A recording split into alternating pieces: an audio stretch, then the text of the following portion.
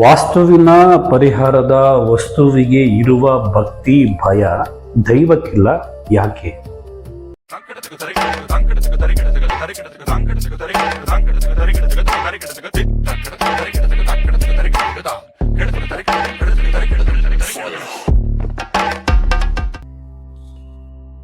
Real life ವೇದಿಕೆಗೆ ಸ್ವಾಗತ. ಏನಿದು ವಾಸ್ತು, ವಸ್ತು, ದೈವ, ಭಯ, ಭಕ್ತಿ ಏನಿದು? ಇತ್ತೀಚೆಗೆ ನನ್ನ ಬಳಿ ಬಂದಿರುವಂತಹ ಜನರು ಸಾಕಷ್ಟು ಪರಿಹಾರ ಮಾಡಿಕೊಂಡಿರ್ತಾರೆ. ವಾಸ್ತು ದೋಷ, ವಾಸ್ತು ನಿವಾರಣೆ ಮಾಡಬೇಕು ಅಂತ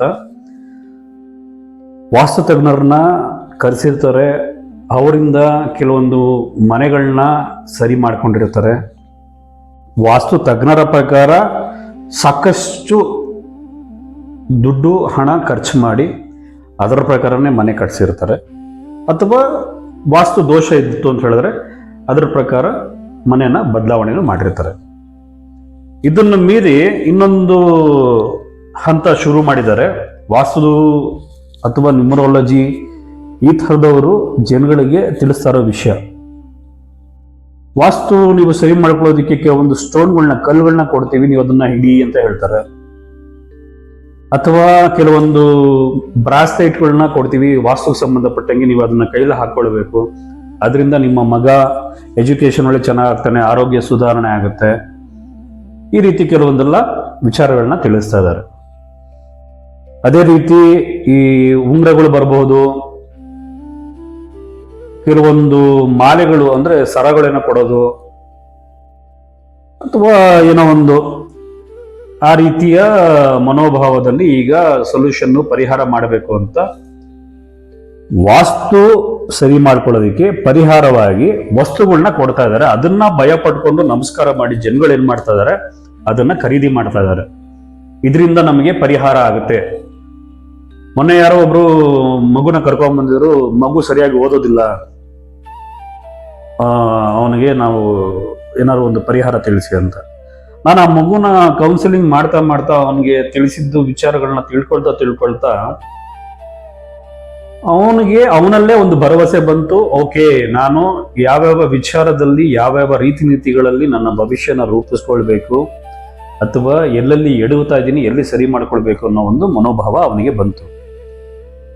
ನನ್ನ ಭೇಟಿ ಮಾಡೋಕ್ಕಿಂತ ಮೊದಲು ಅವರ ತಾಯಿ ಯಾವುದೋ ಒಂದು ಚಕ್ರ ಏನೋ ಒಂದು ಸಂಬಂಧಪಟ್ಟಂಗೆ ಒಂದು ಬ್ರಾಸ್ಲೆಟ್ ಹಾಕಿದ್ದಾರೆ, ಸ್ಟೋನ್ ಬ್ರಾಸ್ಲೆಟ್.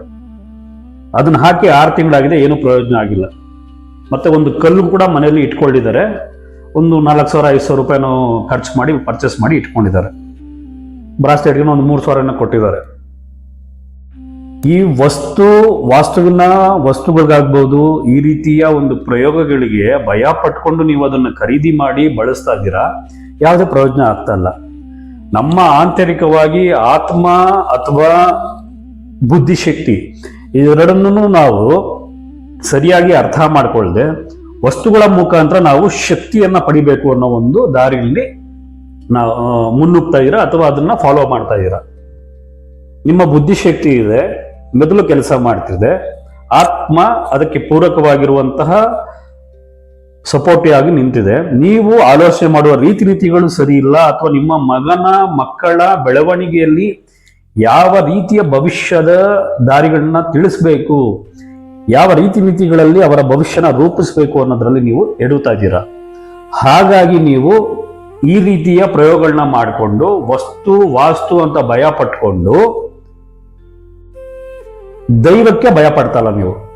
ವಾಸ್ತು ತಜ್ಞರನ್ನ ಮೀಟ್ ಮಾಡಿದೆ ನಾನು, ಯಾರೋ ಒಬ್ರು ಜ್ಯೋತಿಷಿಗಳು ಒಂದು ಸ್ಟೋನ್ ಕೊಟ್ರು, ಒಂದು ಇದು ಕೊಟ್ರು, ಬ್ರಾಸ್ಲೆಟ್ ಕೊಟ್ರು, ನನ್ನ ಮಗ ಇನ್ನ ಸುಧಾರಿಸ್ಬಿಡ್ತಾನೆ, ಉತ್ತಮವಾಗಿ ಭವಿಷ್ಯ ರೂಪಿಸ್ಬಿಡ್ಬೋದು, ಚೆನ್ನಾಗಿ ಓದ್ಬಿಡ್ತಾನೆ, ಅಥವಾ ಇನ್ನೇನೋ ಒಂದು ಸಕ್ಸಸ್ ಆಗುತ್ತೆ, ಯಶಸ್ಸಾಗುತ್ತೆ, ವ್ಯಾಪಾರ ಚೆನ್ನಾಗಿ ಆಗ್ಬಿಡುತ್ತೆ, ಇನ್ನೇನೋ ಮತ್ತೊಂದು ನೀವು ಆಲೋಚನೆಗಳಲ್ಲಿ ಒಂದು ಡೈವರ್ಷನ್ ತಗೊಂತೀರಾ, ಅಥವಾ ಒಂದು ಯಾವುದೋ ಒಂದು ದಾರಿನ ಆಗ್ಬೋದು ಅನ್ನೋ ಒಂದು ಭ್ರಮೆಯಲ್ಲಿ ಹೋಗ್ತೀರಾ.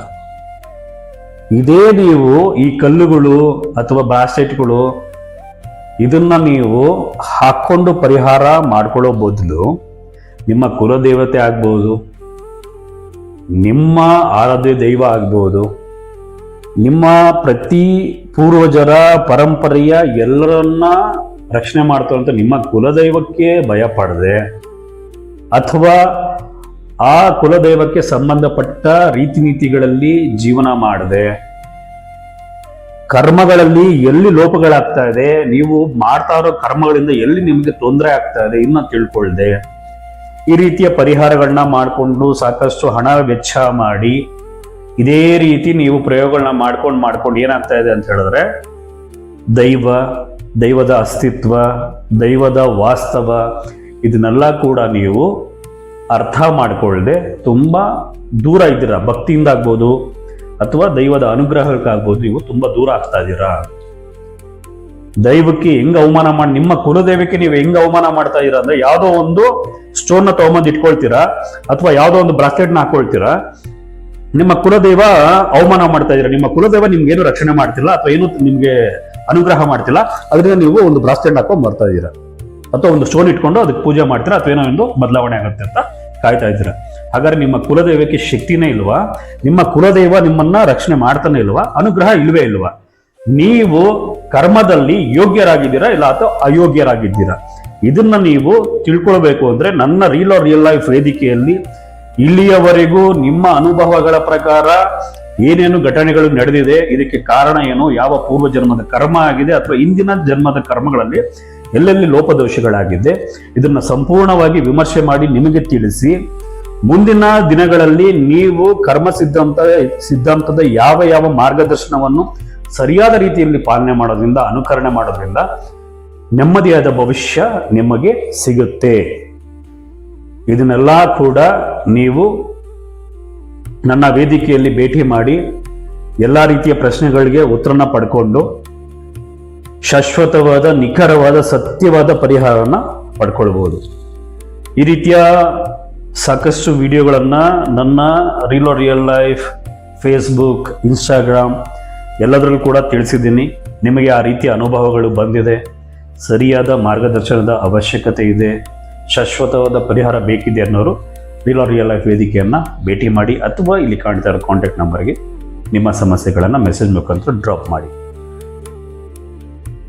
ಇನ್ನೊಂದು ನನ್ನ ವೇದಿಕೆಯ ಭರವಸೆ, ನೀವು ಭೇಟಿ ಮಾಡಿ ಅಥವಾ ನಾನು ತಿಳಿಸಿದ ಮಾರ್ಗದರ್ಶನವನ್ನು ಅನುಕರಣೆ ಮಾಡಿ ಪಾಲನೆ ಮಾಡಿ ಯಾವುದೇ ರೀತಿಯ ಪ್ರಯೋಜನ ಆಗಿಲ್ಲ, ಪರಿಹಾರ ಸಿಗ್ತಾ ಇಲ್ಲ ಅನ್ನೋರಿಗೆ ರಿಯಲ್ ಲೈಫ್ ವೇದಿಕೆಯಲ್ಲಿ ನೀವು ವೆಚ್ಚ ಮಾಡಿರುವ ಹಣವನ್ನು ಸಂಪೂರ್ಣವಾಗಿ ಹಿಂತಿರುಗಿಸ್ತೇವೆ. ಕಾರಣ ಇಲ್ಲಿಯವರೆಗೂ ನೀವು ಆಲ್ರೆಡಿ ಸಾಕಷ್ಟು ಹಣಗಳನ್ನ ದುಂದು ವೆಚ್ಚ ಮಾಡಿ ಪರಿಹಾರ ಕಂಡುಕೊಳ್ಳದೆ ಒದ್ದಾಡ್ತಾ ಇರ್ತೀರಾ ಅಥವಾ ನೊಂದಿರ್ತೀರ. ಈ ರೀತಿಯ ಅನುಭವ ಮತ್ತೆ ನಿಮಗೆ ಆಗಬಾರ್ದು, ಶಾಶ್ವತವಾದ ಪರಿಹಾರ ಪಡ್ಕೊಳ್ಬೇಕು ಅನ್ನೋದು ರಿಯಲ್ ಲೈಫ್ ವೇದಿಕೆಯ ಉದ್ದೇಶ. ಈ ವಿಡಿಯೋಗಳಾಗ್ಬೋದು, ನನ್ನ ವಿಚಾರಗಳಾಗ್ಬೋದು ನಿಮಗೆ ಅರ್ಥ ಆಗ್ತಿದೆ ಅಂತ ಹೇಳಿದ್ರೆ ಅದು ರಿಯಲ್ ಅಂತ ಪರಿಗಣನೆ ಆಗುತ್ತೆ. ಅಥವಾ ಅರ್ಥ ಆಗ್ತಿಲ್ಲ, ನನಗೇನು ಸರಿಯಾಗಿ ಗೊತ್ತಾಗ್ತಲ್ಲ, ಏನೋ ಇದು ಅಷ್ಟೊಂದು ನನಗೆ ವಿಷಯಗಳು ವಿಚಾರಧಾರೆ ಇಲ್ಲ ಅನ್ನೋರಿಗೆ ರೀಲ್ ಆಗುತ್ತೆ. ಸೊ ರಿಯಲ್ ಲೈಫ್ ನಿಮ್ಮ ನೆಮ್ಮದಿಯ ಭವಿಷ್ಯಕ್ಕೆ ಧನ್ಯವಾದಗಳು.